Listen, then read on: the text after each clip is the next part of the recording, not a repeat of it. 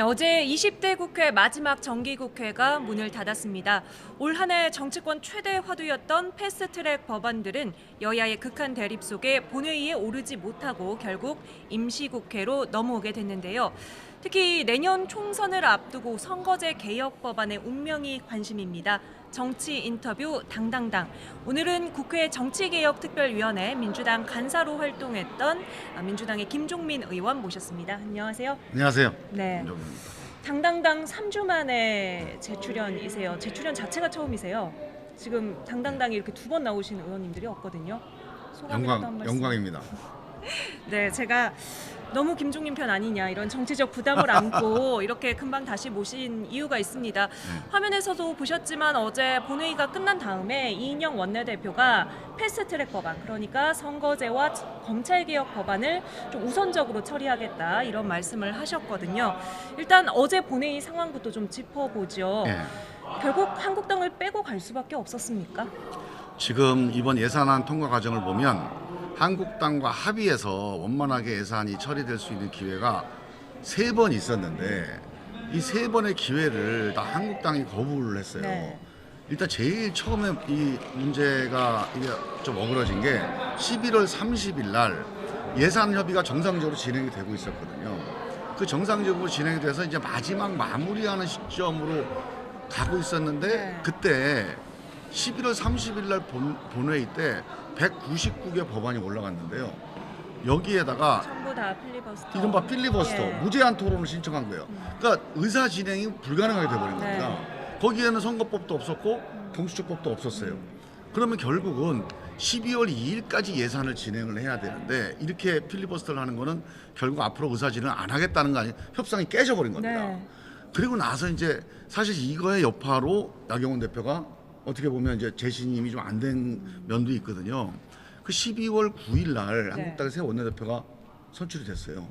그 원내대표가 선출이 되자마자 또 원내대표 회담이 있어서 네. 3자가 합의를 했습니다. 합의를 했는데 이 합의가 한국당 어쩌고 또 뒤집혀 버렸어요. 그 마지막 그날 저녁에 네. 한국당 그다음에 여기 우리 민주당 바른미래당 3자의 원내대표 회담이 있었는데 한국당이 마지막까지 몇천억이라도 협의해서 가자 했는데 한국당이 계속 시간을 끄는 거예요. 네. 그럼 이거는 협상을 진지하게 하려는 자세는 아니다. 그래서 결과적으로 이제 어제 네. 처리를 할 수밖에 없었죠. 좀 말씀 들어보면 임시국회도 좀 소통은 난항일 것 같아요. 일단 본회의 13일, 그러니까 모레 금요일에 열린다고요. 이 자리에 선거법 개정안도 상정이 되는 겁니까? 지금 예상으로는 상정을 하는 게 맞을 것 같습니다. 지금 여러 가지 처리되지 못하고 밀려있는 법안이 많은데 네. 이 선거법 처리를 이렇게 서두르는 이유는 뭘까요? 지금 이제 여러 가지 법안들이 민생 법안들이 있잖아요. 저희는 만약에 민생 법안을 처리하는데 한국당이 의사가 있으면 언제라도 국회를 소집할 수가 있다. 네. 이런 입장입니다. 그런데 한국당이 이 민생 법안에 필리버스터를 걸어서 네. 무제한 토론을 해서 이거를 마치 2달 동안 이 처리를 늦추겠다는 거예요. 그러면 그 목적이 뭐냐? 결국 선거법을 저지하겠다는 거거든요. 공수처법을 저지하겠다는 건데 이 정치관계법을 저지하기 위해서 민생 법안을 이용하는 거, 이거는 맞지 않다. 네. 그렇다면 이 쟁점 법안을 먼저 처리를 해야 되지 않냐? 이게 이제 우리 당의 판단인 거죠. 네. 그렇다면 일단 금요일 전까지 합의안이 나와야 되겠고요. 이 합의안이라는 것은 자유한국당이 물론 참여를 하면 좋겠습니다만 지금 현실적으로는 4+1 협의체에서 가동이 되고 있는 거죠. 예. 지금 그렇다면 한국당 없이 나와 있는 어떤 합의점이 모아지는 그런 예. 안이 도출이 됐습니까? 일단은 원칙적으로는 한국당과 함께 합의하는 어떤 그 합의안, 수정안, 이게 목적입니다. 이게 제일 네. 1번 목표고요.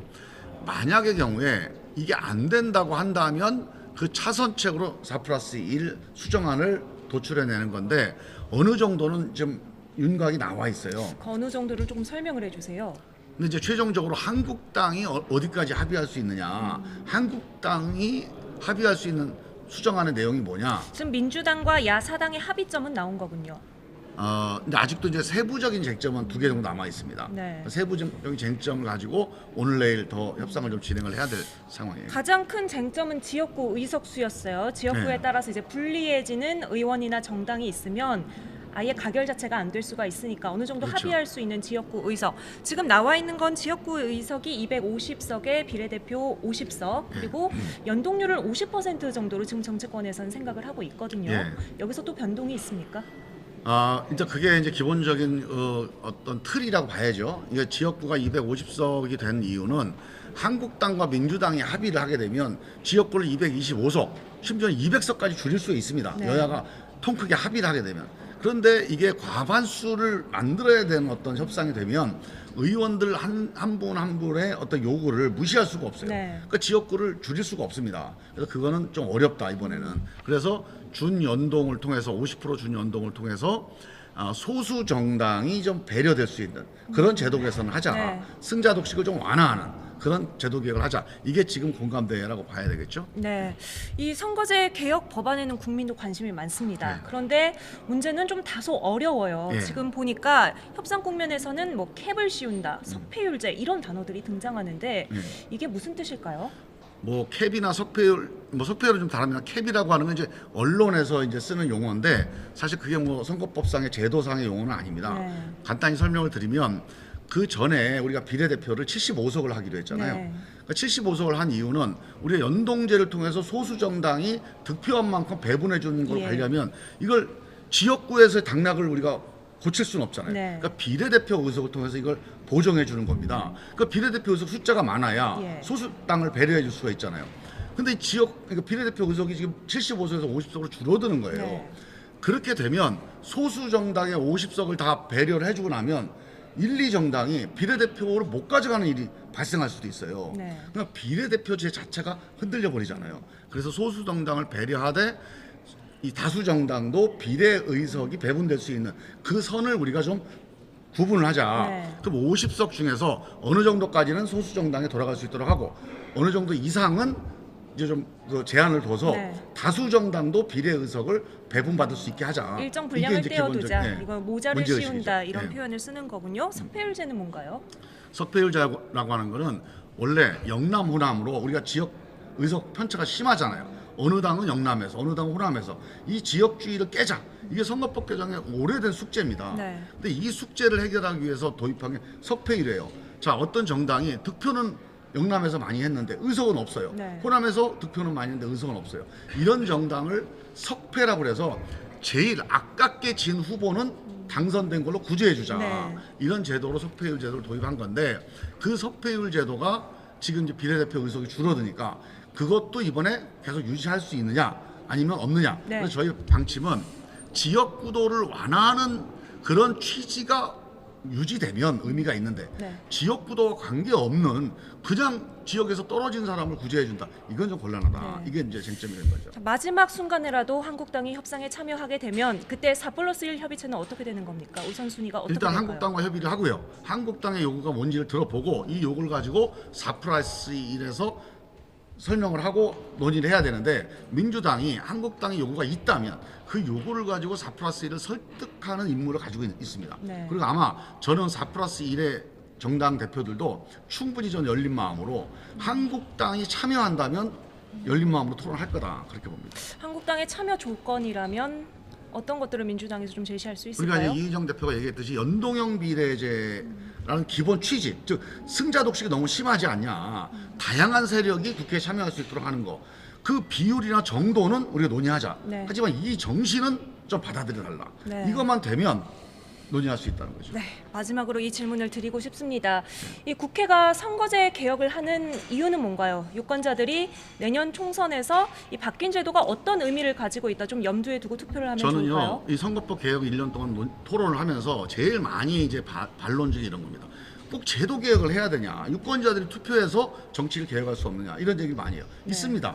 제도 개혁이 그 유권자들의 선택을 좀 촉진하는 역할을 하는 건데 저는 이 방향이 뭔지 꼭 말씀드리고 싶은 게요. 지금 국회가요 너무 동종교배가 되어 있습니다. 1등만 뽑히는 국회가 되면 정말 똑똑한 사람, 잘난 사람만 국회가 돼요. 엘리트 국회가 되잖아요. 네. 국민들이 불신을 하게 됩니다. 그래서 이거 우리나라만이 아니고 미국, 유럽 다 똑같은 역사를 거쳐왔어요. 그래서 저는 다양한 국회, 왜냐하면 국민들이 다양하잖아요. 네. 다양한 민심을 수렴할 수 있는 국회, 다양한 국회가 되려면 이번 선거법 개혁을 통해서 제도 개혁도 해야 되지만 국민들이 찍으실 때 가령 예를 들면 20, 30대가요. 20, 30대가 지금 인구는 30%가 네. 되는데 국회의원은 1%밖에 안 됩니다. 자, 야 젊은 사람들이 어떻게 국회의원 하냐 이렇게 할지 모르지만 우리 가정을 놓고 봐도요. 학생들 우리 아들 딸들이 자녀라고 그래서 어리다 그래서 무시하고 얘기 안 듣고 그러면 예. 어떻게 됩니까? 엇나가죠. 네. 가정이 제대로 안 굴러가요. 잘 부모님들이 애들 얘기도 들어보고 대화도 하고 이러면 어떻게 됩니까? 뭐 잘 의사결정 들어가겠죠. 참여시키고 네. 그러면 훌륭한 가정이 되잖아요. 예. 나라도 똑같아요. 네. 20, 30대가 지금보다 훨씬 목소리를 낼 수 있는 그래서 우리 국민 여러분께서 제도 개혁도 중요하지만 투표하실 때 20, 30대 여성 이렇게 조금 소수의 목소리를 좀 더 표를 찍어주시고 더 주목을 해주시면 네. 아마 정치가 좀 개혁되지 않을까 저는 그렇게 기대하고 있습니다. 예, 알겠습니다.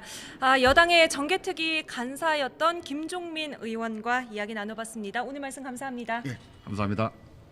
네, 자유한국당 이야기도 들어봐야겠죠. 잠시 돌발 영상 보신 후에 한국당 김연아 의원과 이야기해 보겠습니다.